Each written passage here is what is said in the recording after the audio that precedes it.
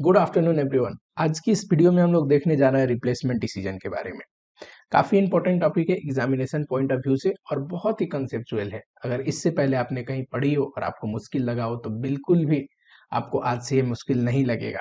अगर मैं बात करूं तो ताकि कैपिटल बजटिंग बोल लो या फिर इसी का दूसरा नाम है जो फाइनेंशियल डिसीजन में करके बोलते हैं आपको इन्वेस्टमेंट डिसीजन, इन्वेस्टिंग डिसीजन। जिस भी कोर्स में ये चैप्टर है, ताकि कैपिटल बजटिंग या इन्वेस्टमेंट डिसीजन, इन्वेस्टिंग डिसीजन जैसा भी बोलो आप, जहां पे भी है, चाहे वो सीए इंटर का हो, बीकॉम लेवल पे हो, सीएस सीएमए में हो, वहां पे आपको रिप्लेसमेंट डिसीजन पढ़ना ही पड़ेगा। क्योंकि कैपिटल बजटिंग डिसीजन में एक इंपॉर्टेंट डिसीजन ये भी हम सीखते हैं कि जो हमारे पास पुरानी एसेट है उसको कंटिन्यू करे कि उसको रिप्लेस करके नया एसेट लेके आए। और यहाँ पे भी प्रैक्टिकल क्वेश्चन बनते और आते भी है, तो यही हम देखने जा रहे हैं रिप्लेसमेंट डिसीजन के ऊपर। ध्यान से पढ़ना आप लोग, फिर क्वेश्चन बहुत आसान लगेगा। बहुत सारे क्वेश्चन है यहाँ पे एंड इनमें से कुछ क्वेश्चन हम करेंगे भी अभी। मान लेते हैं आपके पास एक पुराना एसेट है, ओल्ड एसेट। आप यहाँ पे खड़े हो आज के डेट में और ये ओल्ड एसेट 3 साल पहले आपने लिया था 5 लाख रुपया में, यानी कि 3 साल से ये एसेट को आप यूज कर रहे हैं और आज आप T0 पे खड़े हैं, प्रेजेंट टाइम पे। ठीक है, ये 3 साल पहले आपने लिया था 5 लाख का। आज की डेट में इस एसेट का अगर मैं सेल्वेज वैल्यू बोले तो है for example 1 lakh rupees. Asset और 5 साल यूज किया जा सकता है, तो 5 साल बाद अगर एसेट को हम यूज करते हैं तो 5 साल बाद ऑब्वियसली इसकी कुछ सेल्वेज वैल्यू होगी। 20,000 एज्यूम कर लेते हैं, करेक्ट? ठीक, और ये एसेट को यूज करते हैं तो कैश फ्लो आफ्टर टैक्स कुछ ना कुछ आता होगा। मैं एज्यूम कर लेता हूँ ये 1 लाख है। ये एक सिनेरियो, आपके पास ऑलरेडी एक एसेट है, कुछ सालों से यूज कर रहे हैं। हमारे केस में वो 3 साल है। एसेट का कॉस्ट होगा, हमारे केस में 5 लाख में मैंने खरीदा था। ठीक एसेट को आज की डेट में बेचा जाए तो आज का सेल्वेज वैल्यू है ये। ठीक, एंड एसेट को अगर यूज करते हैं तो अगले 5 साल तक यूज कर सकते हैं। ठीक, यूज करें तो ये कैश फ्लो आफ्टर टैक्स आएगा एंड 5 साल बाद जब एसेट यूज में नहीं रहेगा तब का सेल्वेज वैल्यू 20,000। एक डिसीजन यहाँ पे लिया जा सकता है कि क्या आज की डेट में एक नया एसेट भी तो हम खरीद सकते हैं, न्यू एसेट। मान लेते हैं न्यू एसेट का कॉस्ट 10 लाख है, ये भी 5 साल चलेगा। क्योंकि डिसीजन मेकिंग कर रहे हैं हम लोग, तो मैंने लाइफ सेम लिया है कि पुराना एसेट भी अभी 5 साल ही चलने वाला है, तो इसको रिप्लेस करके नया एसेट लेके आए कि नहीं लेके आए, उसके लिए नए एसेट का भी लाइफ मैंने क्या लिया है कि 5 साल चलने वाला है। ठीक है, एंड 5 साल बाद जब ये एसेट पुराना हो जाएगा, यूज में नहीं रहेगा, तो उस 5 साल बाद की सेल्वेज वैल्यू दिया है, मान लेते हैं 1 लाख रुपया। अगर नए एसेट को लेके आते हैं और इसको यूज में लेते हैं, प्रोडक्शन करते हैं, तो कैश फ्लो आफ्टर टैक्स जो जनरेट होगा 1,80,000। सब बस एक हाइपोथेटिकल फिगर है, एक सिनेरियो है। ठीक है अब मैं आपसे पूछूं कि क्या हमें पुराने ही एसेट को कंटिन्यू करनी चाहिए, जो कि हमारा मान लेते हैं ये एसेट का नाम है ए और ये जो नया एसेट है इसका नाम है बी। आज की डेट में ए भी 5 साल तक चलेगा, है ना, और बी भी खरीदेंगे तो 5 साल तक चलेगा। पर बी में इन्वेस्ट करेंगे तो क्या होगा कि कैश फ्लो आफ्टर टैक्स ज्यादा आ रहा है कि नहीं पुराने से। लेकिन बी में इन्वेस्ट करोगे तो आज की डेट में कैश आउटफ्लो भी करनी पड़ेगी, है ना। तो अगर हम रिप्लेस करने का डिसीजन लेते हैं तो पता है 2-4 इंपॉर्टेंट चीज है जिस पे आपको ध्यान देनी चाहिए। Number 1, additional cash flow after tax, इसको ध्यान देनी चाहिए कि रिप्लेस कर रहे हैं तो कितना पिछले एसेट के तुलना में नए वाला कमा के देगा हमें। यहाँ पे cash flow after tax 1 lakh था, तो यहाँ पे 80,000, 1,80,000 है। 80,000 additional cash flow after tax generate कर रहा है। रिप्लेस करेंगे तो कुछ इनिशियल आउटफ्लो भी होगा। इनिशियल आउटफ्लो क्या होगा रिप्लेस करोगे तो आज के डेट में आपको कॉस्ट ऑफ न्यू एसेट, नया एसेट खरीदनी भी तो पड़ेगी। हमारे केस में क्या है, ये cost of new asset 10 lakh rupees मैंने एग्जांपल लिया है। एडिशनल कैश फ्लो 80,000 जनरेट हो रहा था। ठीक है, पहले बस आपको समझना है, क्वेश्चन तो बड़ी आसान आती है। एक और चीज है कि आज के डेट में अगर रिप्लेस करते हैं, नए एसेट को खरीद के लेके आते हैं, तो अपने पास पुराना भी तो एसेट पड़ा है जो बिक सकता है। कितने में बिक सकता है आज की डेट में? 1 लाख रुपीज में उसका सेल्वेज वैल्यू दिया है। तो salvage value of old asset, correct, 1 lakh. ठीक है। एक और चीज, अगर हम एसेट को रिप्लेस करते हैं तो सेल्वेज वैल्यू पे भी फर्क पड़ेगा। नए वाले एसेट का सेल्वेज वैल्यू है 1 लाख। अगर नया एसेट लेके आते हैं तो 5 साल बाद कितना सेल्वेज वैल्यू देगा? 1 लाख। 1 लाख में वो बिक सकता है कि नहीं? 1 लाख में हम रियलाइज कर सकते हैं। लेकिन पुराने एसेट को कंटिन्यू करते तो वो भी तो कुछ ना कुछ देता, 20,000 देता है। तो ओल्ड एसेट का जो सेल्वेज वैल्यू है, अगर नया नहीं लेके आते, ओल्ड रखते, तो एडिशनल न्यू आने से सिर्फ 80,000 सेल्वेज वैल्यू एडिशनल रियलाइज होगी, क्योंकि ओल्ड वाला भी तो 20,000 दे रहा था। तो देखो रिप्लेसमेंट डिसीजन लेने के लिए इतना ही चीज जो है इंपॉर्टेंट है। एडिशनल कैश फ्लो कितना आ रहा है, इनिशियल इन्वेस्टमेंट कितना है, इनिशियल इन्वेस्टमेंट में नए मशीन का कॉस्ट और पुराने मशीन को आज के डेट में बेच के कितना ले आ सकते हैं, साथ ही में एंड में सेल्वेज वैल्यू एडिशनल कितना जनरेट होगा। एक और चीज हमेशा याद रखना जो मैंने अभी तक यहाँ पे नहीं लिया है, दूसरा क्या है? टैक्स। टैक्स का ट्रीटमेंट देखो, जब जब कैश फ्लो आफ्टर टैक्स निकालोगे तो उसमें तो टैक्स आता ही है। क्यों? क्योंकि पैट में डेप्सन जोड़ोगे तो कैश फ्लो आफ्टर टैक्स आएगा। और पैट कैसे निकलता है? प्रॉफिट बिफोर टैक्स में से टैक्स घटा के। एक और टैक्स आएगा, that is capital gain tax. एक और टैक्स आएगा कैपिटल गेन टैक्स। ये कब लगेगा? जब सेल्वेज वैल्यू रियलाइज होगी। जब एसेट बेचोगी कोई सा भी एसेट, तो वहां पे कैपिटल गेन लगेगी। एंड जब भी कैपिटल गेन लगेगी तो टैक्स घटाने के बाद हमें इनफ्लो लेना है। ठीक है, तो टैक्स का ट्रीटमेंट देना नहीं भूलना है। अब जब भी रिप्लेसमेंट डिसीजन आएगा हमें करना कैसे है, इतना चीज आपको समझ में आया? चलो, सबसे पहले लेना है इनिशियल इन्वेस्टमेंट। ये कैसे निकलेगा बताओ? आज की डेट में अगर रिप्लेस करते हैं तो नया मशीन खरीदना पड़ेगा, कॉस्ट ऑफ न्यू मशीन। लेकिन नया मशीन खरीदेंगे तो पुराने वाले तो यूज में रहेगा नहीं, उसको बेच के पैसे आ सकते हैं, वो घटा दो। ठीक है। Post tax salvage value of old machine. देखो, इंपॉर्टेंट चीज क्या है? Post tax salvage value. Salvage value में से टैक्स ट्रीटमेंट करने के बाद जो आएगा वो लेना है आपको। ठीक है। चलो, अगर कोई वर्किंग कैपिटल है तो वो तो हम जोड़ते ही है ना। वर्किंग कैपिटल है अगर कुछ, ये आएगा इनिशियल इन्वेस्टमेंट। चलो, पोस्ट टैक्स कैसे निकलता है salvage value? Post tax salvage value कैसे निकलेगा? बड़ा सिंपल है सर, सेल्वेज वैल्यू ले लीजिए, इतना अभी उसको सेल आउट करे तो पैसा आएगा, कुछ WDV पे होगा उस एसेट का घटा दो तो प्रॉफिट और लॉस आ जाएगा। करेक्ट।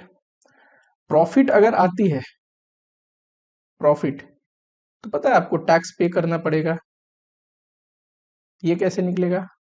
जो भी प्रॉफिट है उसमें टैक्स रेट इंटू कर दो। पर बाई चांस ये फिगर लॉस आया तो वहां पे आपको टैक्स सेविंग हो जाएगी। ये कैसे आएगा? जो भी लॉस है उस पर टैक्स रेट इंटू कर दो। और पोस्ट टैक्स सेल्वेज वैल्यू कैसे निकलता है? जो भी सेल्वेज वैल्यू है, अगर टैक्स पे करना है तो उसमें टैक्स पेबल घटा दीजिए। अब मान लीजिए टैक्स बच रहा है तो टैक्स पेबल जोड़ दीजिए, टैक्स सेविंग। ताकि प्रॉफिट आएगा या लॉस आएगा, वैसे ही ताकि टैक्स पेबल होगी या सेविंग होगी। ठीक, ऐसे निकालना है। ये तो बेसिक है, जब बेसिक टर्म्स आप पढ़ते हो कैपिटल बजटिंग में कि कैसे चीजों को करना है, वहीं पे आपने पढ़ा होगा। चलो, आ जाते हैं अपने मेन क्वेश्चन पे। ठीक है। तो यहाँ पे post tax salvage value of old machine ले लोगे, ठीक, तो ये आ जाएगा इनिशियल इन्वेस्टमेंट। अब दूसरा क्या है? देखो, हमने क्या देखा था? इनिशियल इन्वेस्टमेंट, ये तो हो गया। दूसरा एडिशनल कैश फ्लो निकालना है। ये कैसे निकलेगा? नए का भी पता होना चाहिए, पुराने का भी पता होना चाहिए, दोनों का डिफरेंस। तो पहले स्टेप में तो ये करोगे, दूसरे स्टेप में निकालोगे additional cash flow after tax. ये कैसे निकलेगा? Sir, cash flow after tax new machine का ले लीजिए, और उसमें से घटा दीजिए cash flow after tax old machine का।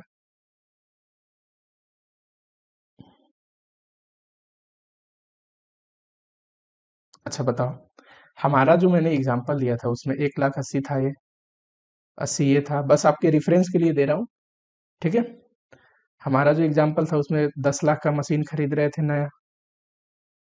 पोस्ट टैक्स सेल्वेज वैल्यू, दो हद तक टैक्स इग्नोर करता हूँ सिर्फ एग्जांपल के लिए, तो सेल्वेज वैल्यू कितना था? 1,00,000। मैंने टैक्स नहीं लिया था तो कोई बात नहीं, 1,00,000। वर्किंग कैपिटल कुछ नहीं, मैंने बोला था नील कर दो, 9,00,000। करेक्ट, जो मैंने ऊपर एग्जांपल लिया था उस अनुसार आपको डाल के दिखा रहा हूं फिगर। थर्ड में थर्ड में हमने सीखा है सेल्वेज वैल्यू। चलो, सेल्वेज वैल्यू में देखो, सेल्वेज वैल्यू में हमने क्या लेना है हमें? एक तो नए का सेल्वेज वैल्यू और उसमें से ओल्ड का सेल्वेज वैल्यू पोस्ट टैक्स घटा देना है। क्यों? क्योंकि नया रिप्लेस करके नहीं ले आते, पुराना भी रखते तो उतना पैसा तो आता है कि नहीं। तो post tax salvage value of new machine. एक चीज हमेशा याद रखना कैपिटल बजटिंग में, जहां भी टैक्स आता है, जहां इनकम आए और जहां एक्सपेंस आए सॉरी, वहां पे आपको टैक्स का ट्रीटमेंट देना ही देना है। Every income has a tax effect, every expense has a tax effect. Income पे हमें टैक्स पे करनी पड़ती है और एक्सपेंस पे हमें टैक्स सेविंग होती है, एक्सपेंस को आज हम खर्चा दिखा देते हैं। तो इसीलिए हमेशा आपको टैक्स का ट्रीटमेंट करना नहीं भूलना है, जब तक स्पेशली क्वेश्चन बोले ना कि इग्नोर टैक्स। किसी क्वेश्चन में बोल दिया इग्नोर करिए कैपिटल गेन टैक्स, तो सेल्वेज वैल्यू में जहां जहां पोस्ट टैक्स मैंने लिखा है, ऊपर यहाँ पे लिखा हुआ है, नीचे अभी सेल्वेज वैल्यू निकालते टाइम लिख रहा हूं, वहां टैक्स इग्नोर कर देना है, सिर्फ सेल्वेज वैल्यू को ले लेना है ना।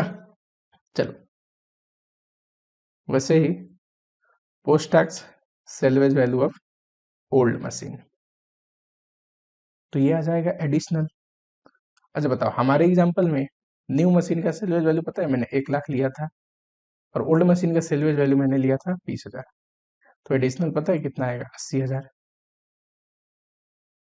और चौथे स्टेप में आपको निकालना है एनपीवी।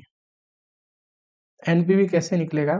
तो एनपीवी निकलता है present value of inflow minus present value of outflow, जिसको आप इनिशियल इन्वेस्टमेंट भी बोलते हैं, ठीक है। चलो, हमारे लिए इनफ्लो कौन कौन सा है? ये जो कैश फ्लो है 2 नंबर स्टेप में हमने निकाला एडिशनल, ये इनफ्लो है रिप्लेसमेंट का, और दूसरा सेल्वेज वैल्यू आएगी रिप्लेसमेंट करने की वजह से, ये एक इनफ्लो है। और आउटफ्लो क्या है? रिप्लेसमेंट करने की वजह से ये जो जा रहा है इनिशियल इन्वेस्टमेंट। तो देखो, कैश फ्लो आफ्टर टैक्स जो आया है ना एडिशनल, उसको इनटू करना है। देखो, अब कैश फ्लो आफ्टर टैक्स को एक ही बार प्रेजेंट वैल्यू एन्युटी फैक्टर से मैं लिख देता हूं, सारे प्रेजेंट वैल्यू फैक्टर से ऐड करके, प्लस सेल्वेज वैल्यू जो भी आया है उसको प्रेजेंट वैल्यू फैक्टर से इंटू करना है, सिर्फ उस साल के फैक्टर से। कैश फ्लो तो हर एक साल कॉमन है, मैं मान के चलता हूँ रेगुलर है, ठीक है। रेगुलर कैश फ्लो का ही आपको देगा कि हर एक साल यूनिफॉर्म कैश फ्लो है, ठीक। और सेल्वेज वैल्यू एंड में आने वाली है, तो एंड के पीवी फैक्टर से इंटू करोगे और घटा दोगे इनिशियल इन्वेस्टमेंट।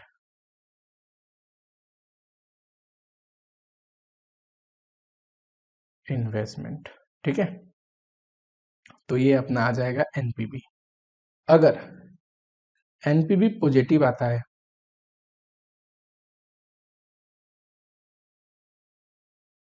अगर एनपीवी पॉजिटिव आता है तो क्या डिसीजन लेंगे? हम रिप्लेस कर देंगे, रिप्लेसमेंट की वजह से हमें एडिशनल वैल्यू जनरेट हो रहा है, एडिशनल वैल्यू जनरेट होता है फॉर्म के लिए, तो इसीलिए रिप्लेस करेंगे। और वो निगेटिव आता है तो नॉट टू रिप्लेस, रिप्लेस करने की जरूरत नहीं, जो पुराना वाला अपना है ना एसेट, वही ज्यादा कमा के दे रहा है। चलिए क्वेश्चन देखें।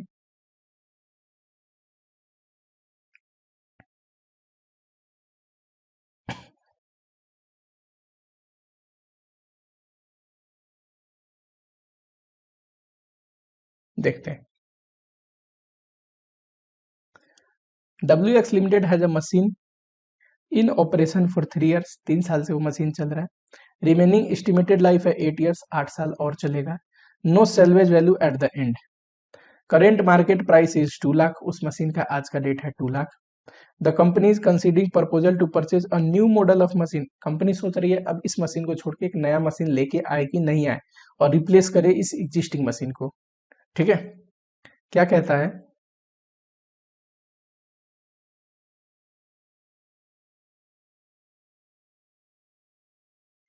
सॉल्यूशन।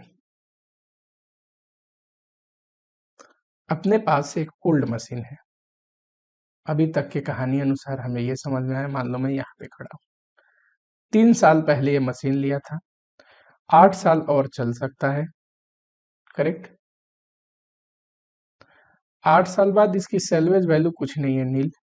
आज के डेट में इसकी सैलवेज वैल्यू दिया है, कितना दिया है? 2 लाख। 2 लाख, ठीक है। आ जाओ, आगे आ जाओ। और एग्जिस्टिंग मशीन के बारे में डिटेल दिया है, न्यू मशीन का दिया है। 3 साल पहले कितना इसको खरीदा था? 3,30,000 में, और इसको आज खरीदेंगे तो 10 लाख लगेगा। इसको 3,30,000 में खरीदा था, और नया मशीन जो आज खरीदने जा रहे हैं 8 साल के लिए, इसको खरीदा तो 10 लाख लगेगा। ठीक है।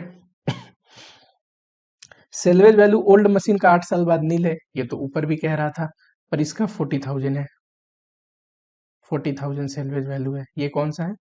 New machine. ठीक है, चलो।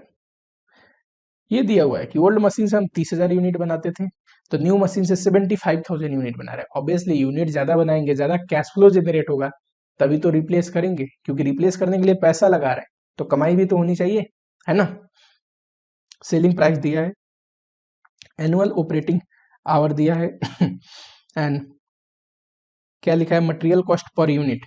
टोटल यूनिट से इंटू कर देंगे, मटेरियल कॉस्ट आ जाएगा। लेबर कॉस्ट पर आवर दिया है 40, ये 70, तो आवर से इंटू कर देंगे तो टोटल लेबर कॉस्ट आ जाएगा। Indirect cost, indirect cash cost per annum, ये फिक्स कॉस्ट है अदर देन डेप्रिसिएशन, यानी कि डेप्रिसिएशन आपको अलग से निकाल के इसमें इंक्लूड नहीं है, ट्रीटमेंट करना है। ठीक है, कोई बात नहीं। जब भी ये एग्जाम में क्वेश्चन आया था ना ओरिजिनली, तो यहाँ पे गलती से प्रिंट हो गया था labour cost per hour, sorry पर लेबर कॉस्ट पर यूनिट, पर एग्जाम में ये एनुअल आवर ही दिया था, तो बच्चों को बहुत कंफ्यूजन हुआ होगा। उन्हें लगा होगा कि कैसे मुझे समझ में नहीं आ रहा कि क्वेश्चन गलत है, कि लेबर कॉस्ट पर यूनिट तो दिया है और उन्होंने यूनिट में इंटू कर दिया। अब जब पर यूनिट देगा तो आप तो यूनिट अनुसार ही निकाल लोगे, है कि नहीं। ऊपर दिया हुआ है यूनिट, यूनिट से इंटू करके, बट जो सजेस्टेड सॉल्यूशन था उसमें इंस्टीट्यूट ने आवर से इंटू करके दे दिया था, एनुअल ऑपरेटिंग आवर से। ठीक है तो यहाँ पे थोड़ी सी मिस्टेक थी, इंस्टीट्यूट ने इस चीज को लिखा है यहाँ पे in the question paper what wrongly printed unit instead of hour, the answer provided is on the basis of correct word labor hour। चलो एडमिट भी करते हैं कि इंस्टीट्यूट ने जब आंसर दिया था तो लेबर आवर के अनुसार दिया था, कोई बात नहीं। ठीक है, आ जाओ जरा सॉल्यूशन करते हैं। हमने क्या पढ़ा है? सबसे पहले निकालेंगे इनिशियल इन्वेस्टमेंट। ये कैसे निकलता है फटाफट बताओ स्टेप। अब तो cost of new machine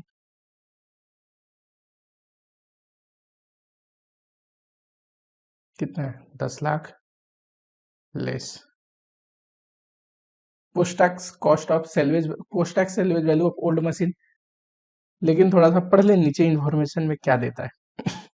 company flow state line method of depreciation, ठीक है कोई बात नहीं। कॉर्पोरेट टैक्स इज 30%, टैक्स 30% है।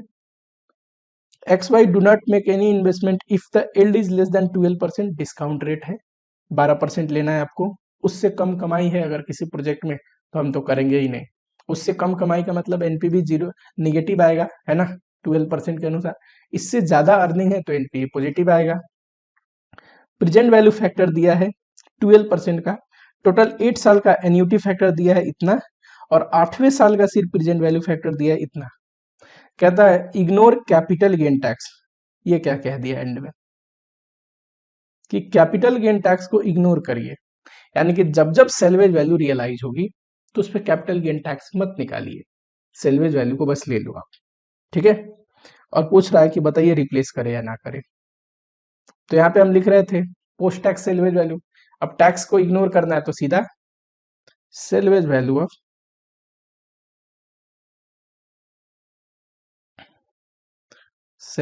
Of old machine. कितना है ओल्ड मशीन? 2 लाख। कोई वर्किंग कैपिटल नहीं है, नहीं तो उसको भी जोड़ते। ठीक है। दूसरे में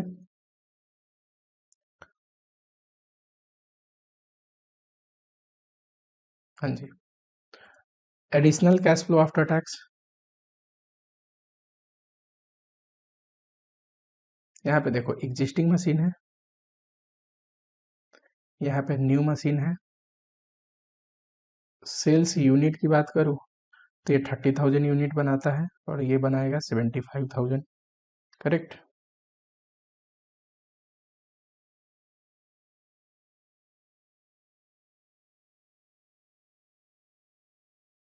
$75,000।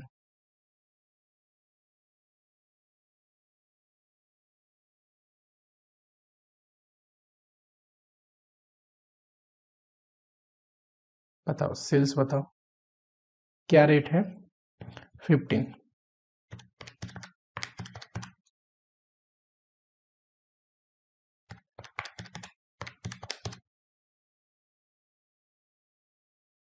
क्या क्या डिडक्ट करोगे इसमें से? एक तो मटेरियल, मटेरियल का रेट बताओ। मटेरियल है 4 रुपये यूनिट।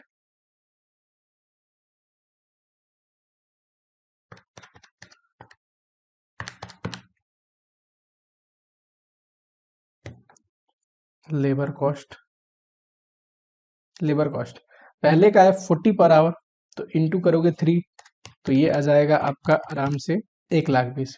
दूसरे का है 70,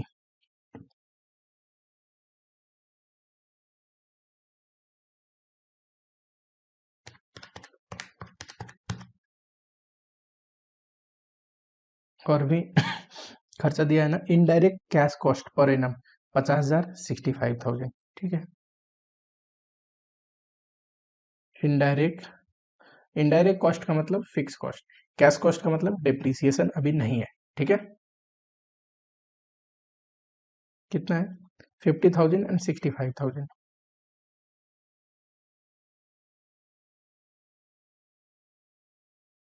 डिप्रिसिएशन, डिप्रिसिएशन घटा दोगे तो आ जाएगा प्रॉफिट बिफोर टैक्स, लेस कर दोगे टैक्स तो ये आ जाएगा प्रॉफिट आफ्टर टैक्स, और इसमें वापस से डिप्शन जोड़ दोगे तो ये आ जाएगा कैश फ्लो आफ्टर टैक्स। एक बार कैश फ्लो आ जाएगा तो देख लेंगे कितना इंक्रीज हो रहा है, एडिशनल कैश फ्लो कितना है। चलो डिप्रिसिएशन बताओ फटाफट से। पुराने मशीन का कॉस्ट था 3,30,000 minus salvage value nil divide by 11 year से करोगे तो 30,000 हर एक साल का डिप्रिसिएशन। नए मशीन पे आओ, कॉस्ट है 10,00,000, सेल्वेज वैल्यू है 40,000, 9,60,000 आया। डिप्रिसिएबल अमाउंट डिवाइड करोगे 8 ईयर से तो ये आएगा 1,20,000। करो जरा फटाफट से करो।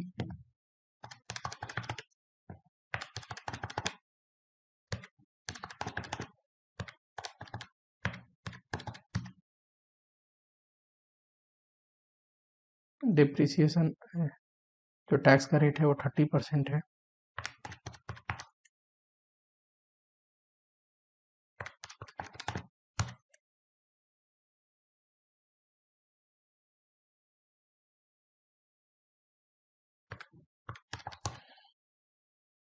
दूसरे का करो।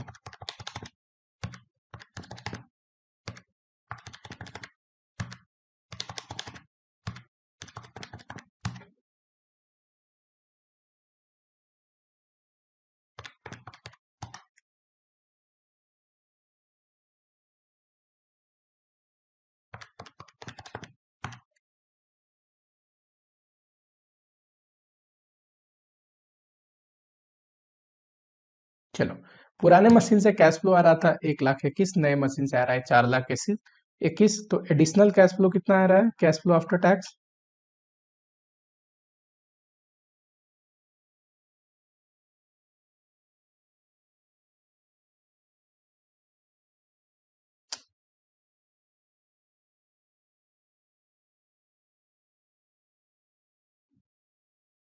3 लाख। ठीक है, सेल्वेज वैल्यू निकाले स्टेप नंबर 3 में। वैसे तो होता है पोस्ट टैक्स सेल्वेज वैल्यू, पर टैक्स इग्नोर करने को बोला है, तो इसलिए हम क्या लिखेंगे सीधा, salvage value of new machine. नया मशीन कितने में बिकेगा पुराना होके, 40,000 में।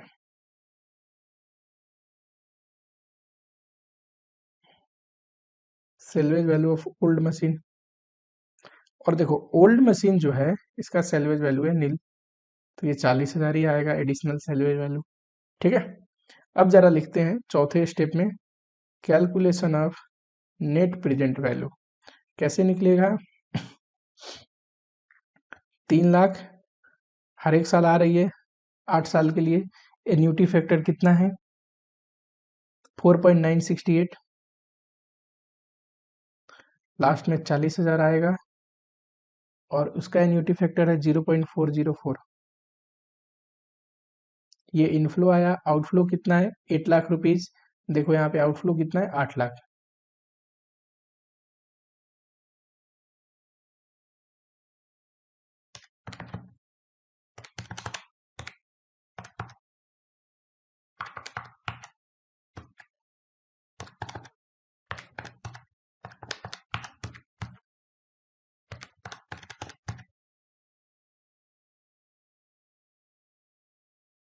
ठीक है, एनपी पॉजिटिव है तो एसेट को क्या करेंगे, रिप्लेस करेंगे। ठीक है, 7,06,560। एक और क्वेश्चन देख लेते हैं, इंस्टीट्यूट का ही क्वेश्चन है और आने की चांसेस है, ये क्वेश्चन थोड़ा और बढ़िया है पहले क्वेश्चन से। चलो ये क्वेश्चन यहीं पे मैं करा देता हूँ। MNP limited is thinking of replacing it existing machine by new machine which would cost 60 lakh. कह रहे हैं कि हम एक नए मशीन से अपना पुराना रिप्लेस करने का सोच रहे हैं और नए मशीन का कॉस्ट होगा 60 लाख। ठीक है, इस क्वेश्चन में ओरिजिनली जो इंस्टीट्यूट आंसर फॉर्म करता है उसमें छोटा सा एक माइनर सा मिस्टेक है, इसीलिए क्वेश्चन करवा रहा हूं। द करेंट प्रोडक्शन इज 80,000, जो ओल्ड मशीन है वो कितना बनाता है 80,000, unexpected to increase 1 lakh unit, और जो नया मशीन है यहाँ नीचे दिया हुआ भी है वो 1 लाख यूनिट बनाएगा। पुराना वाला 80,000 बनाता है, नए वाले में ऑब्वियसली ज्यादा हम पैसा फंसा के मशीन नया ले रहे हैं तो ज्यादा बनाना भी तो चाहिए, है कि नहीं। चलो सेलिंग प्राइस है गुड्स का वो रहेगा 2 से। ठीक है, the following is the cost of production of 1 unit using both the machine. देखो कॉस्ट ऑफ प्रोडक्शन दिया है, मटेरियल, वेजेस, सुपरविजन, ये वो दोनों मशीन का। यहाँ पे ध्यान देने वाली बात एक है कि कैपिटल बजटिंग में, where capital budgeting is a decision making, allocated corporate overhead नहीं लेते डिसीजन मेकिंग में। ये एक ऐसा सॉन्ग कॉस्ट है जो डिसीजन मेकिंग को इम्पैक्ट नहीं करेगा। ठीक है, हम डिसीजन मेकिंग के इसको इग्नोर करेंगे, अगर इसको डिसीजन मेकिंग को लेंगे डिसीजन मेकिंग में तो हमारा डिसीजन गलत हो जाएगा, क्योंकि ये जो एलोकेटेड कॉस्ट है ये अवॉइडेबल नहीं है, डिसीजन मेकिंग से रिलेटेड नहीं है। ठीक है, चलो और दूसरा डेप्रिसिएशन दिया है, डेप्रिसिएशन दिया कैसे पर यूनिट। ठीक, अब पर यूनिट डेप्रिसिएशन दिया है तो इनटू यूनिट मत करना, आप अपनी तरीके से पहले डेप्रिसिएशन निकालना, फिर देखना क्या यूनिट में एक्सप्रेस किया है वो सही है। चलो आगे पढ़ते हैं, द एग्जिस्टिंग मशीन, अब जो पुरानी मशीन है इसकी बुक वैल्यू है 1 lakh, it has been fully depreciated for WDB sorry tax purpose and estimated machine का यूजफुल लाइफ है 5 साल। कह रहा अपने पास जो पुरानी मशीन है ना ओल्ड, उसका बुक वैल्यू है बुक में 1 लाख, लेकिन इनकम टैक्स पर्पस के लिए WDB 0 है। बताओ क्यों, क्योंकि इनकम टैक्स में हमें पूरा डेप्रिसिएशन मिल गया है, तो जब डेप्रिसिएशन मिल गया है तो डेप्रिसिएशन पे टैक्स बेनिफिट तो मिलेगी नहीं, क्योंकि इनकम टैक्स तो अब डेप्शन दे रही है तो दोबारा अलाउ नहीं करेगा, और जब डेप्शन दोबारा अलाउ नहीं करेगा तो डिसीजन मेकिंग में हमें डेप्रिसिएशन एज पर टैक्स पर्पस निकालने की जरूरत होती है, क्योंकि वहीं पे तो टैक्स सेविंग होगी जितना इनकम टैक्स अलाउ करता है, पर इस पे तो डेप्रिसिएशन पूरा अलाउ कर दिया है, तो यानी कि पुराने मशीन पे कोई भी डेप्रिसिएशन नहीं है। ठीक है। और ये जो डेप्रिसिएशन है, ये कौन सा डेप्रिसिएशन है? बुक के अनुसार, अकाउंट के अनुसार। इससे इनकम टैक्स को और डिसीजन मेकिंग को कोई लेना देना नहीं। The supplier of new machine has offer to accept old machine for this much. जो सप्लायर है वो कहता है कि ओल्ड नया मशीन ले जाओ, पुराना मशीन हमें दे जाना, और उसकी जो वैल्यू मैं दे सकता हूं वो 2.5 लाख। ठीक है, इसको बोल सकते हैं कि exchange value. However market price of old machine is 1.5 lakh. पर सप्लायर को ना देके अगर हम पुरानी मशीन को बाजार में बेचने गए तो कितना वैल्यू मिलेगा? सिर्फ 1.5 लाख। तो हम बाजार में बेचने क्यों जाएंगे? हम सप्लायर को दे देंगे ना, जब नया मशीन ले ही रहे हैं तो सप्लायर को दे देंगे, वहां पे हमें 2.5 लाख का वैल्यू मिलेगा। ठीक है, चलो। And is expected 35,000 after 5 year. और जो पुरानी मशीन है, ओल्ड मशीन, वो 5 साल के बाद सेल्वेज वैल्यू होगी 35,000। ठीक है ठीक है, चलो। The new machine has a life of 5 year and salvage value this much eight the end of economic life. जो नया मशीन है इसकी भी 5 साल की लाइफ है और सेल्वेज वैल्यू है 2.5 लाख 5 साल बाद। इतना ही है ना? हाँ। Assume corporate tax is 40%। कह रहा है टैक्स को एज्यूम करिए 40%। ठीक है, कोई बात नहीं। And depreciation is charge on state line basis for income tax purpose. और जो डेप्रिसिएशन है वो एसएलएम बेसिस पे निकालिए। एसएलएम मतलब cost minus salvage value divide by life. Further assume that book profit is treated as ordinary income for tax purpose. ठीक है, book का जो प्रॉफिट है वो ऑर्डिनरी इनकम मानेंगे और उस पर टैक्स लगेगा। Opportunity cost of capital is 15%। और हमें प्रेजेंट वैल्यू का दिया है डिस्काउंटिंग रेट जो कि 15% है, और उसके लिए हमारे पास ये रहा प्रेजेंट वैल्यू फैक्टर।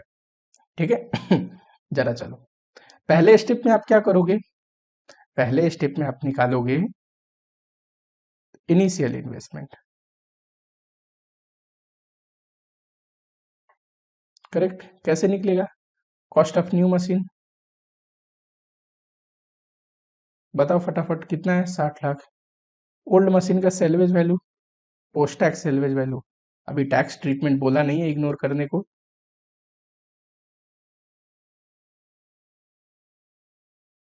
बताना जरा पोस्ट टैक्स सेल्वेज वैल्यू कैसे आएगा? जो हमारी पुरानी मशीन है उसकी सेल्वेज वैल्यू 2.5 लाख, एक्सचेंज में 2.5 लाख में जा रहा है ना, और डब्ल्यूडीबी कितना है? नील। तो प्रॉफिट कितनी होगी? 2.5 लाख। ठीक है, ये आप वर्किंग में दिखा देना, मैं आपको सिंपली यहाँ समझाने के लिए कर रहा हूँ इतना बड़ा सा। टैक्स पेबल कितना आएगा? सर जी 2.5 लाख प्रॉफिट है और टैक्स रेट है 40%।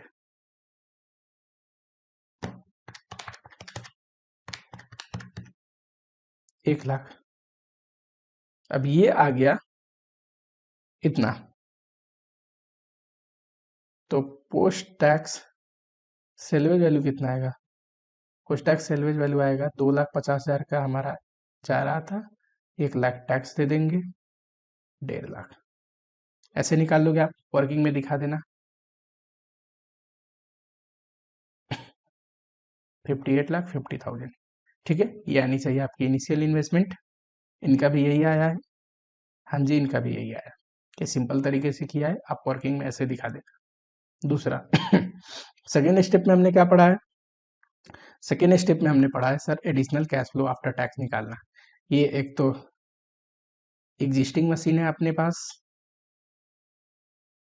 दूसरा सर न्यू मशीन है अपने पास, दोनों का बड़ा ही सिंपल है। चलो अब यहीं से करा देता हूं।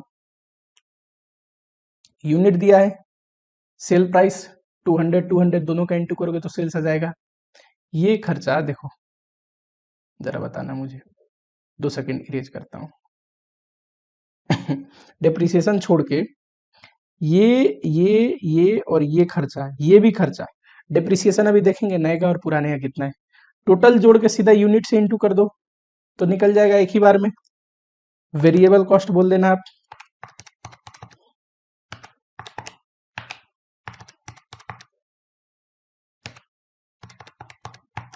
ये आया 173।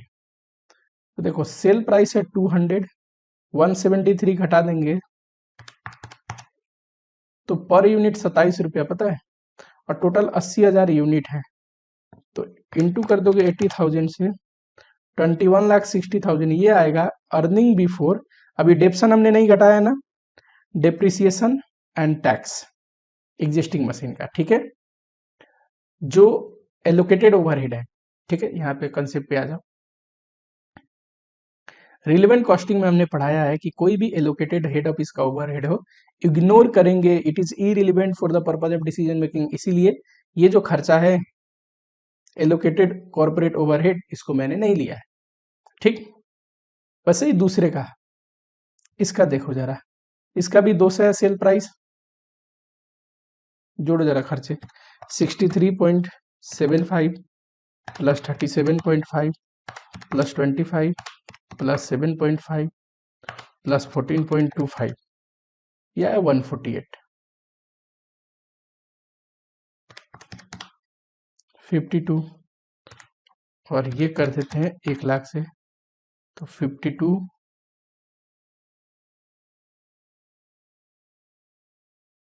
1 लाख यूनिट है, तो 52 लाख।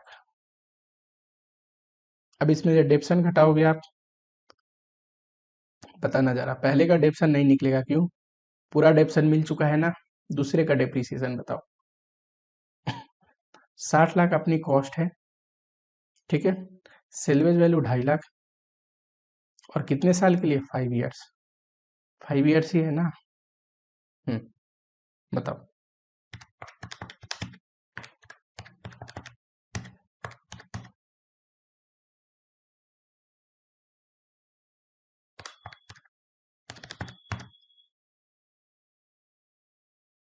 ठीक है, इसमें से टैक्स घटा दोगे तो ये आएगा प्रॉफिट आफ्टर टैक्स, और इसमें जोड़ दोगे डेप्सन तो ये आ जाएगा कैश फ्लो आफ्टर टैक्स। जरा करना, टैक्स का रेट है 40%,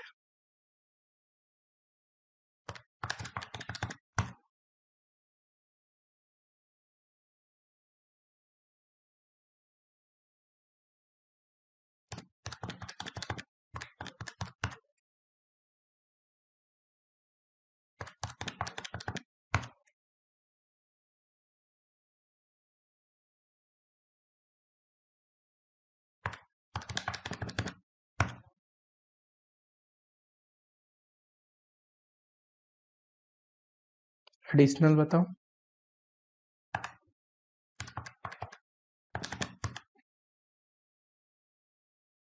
ठीक है, ये आ गया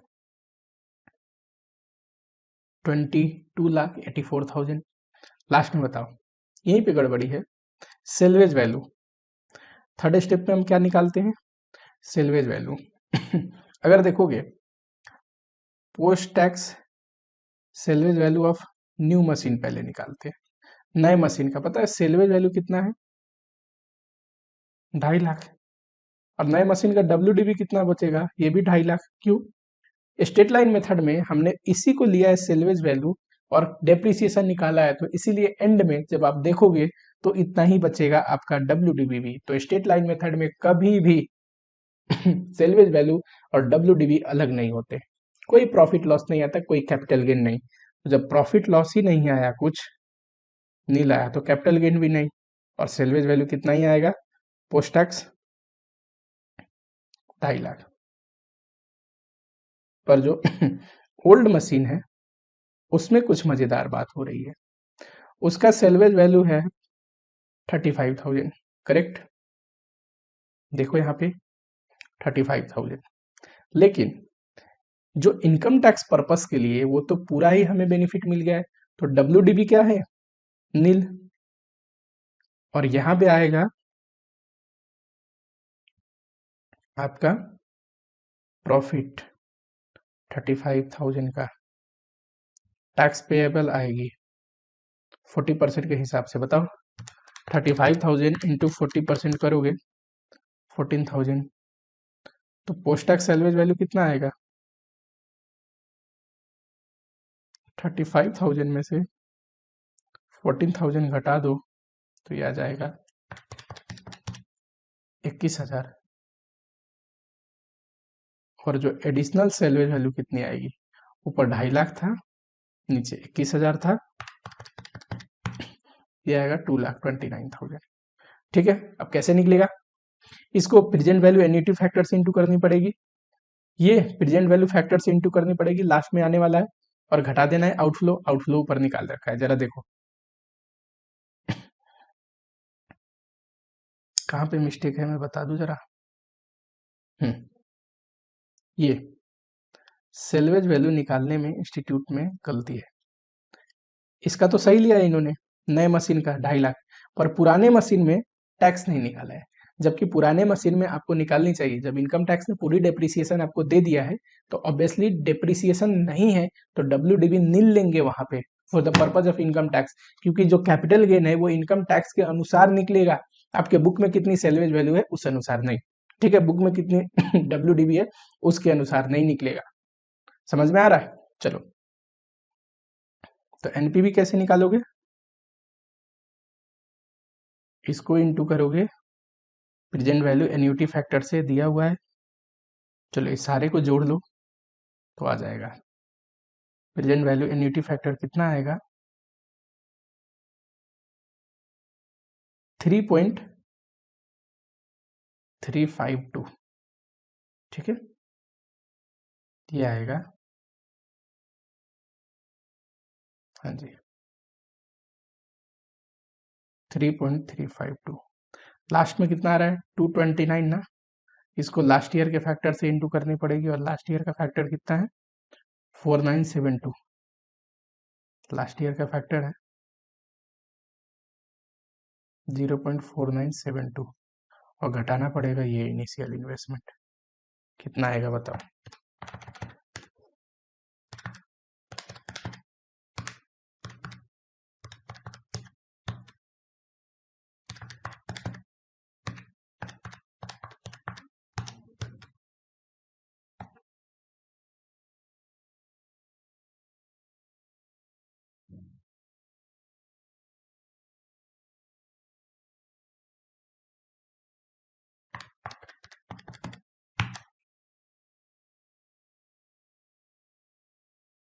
ठीक है, 19,19,829।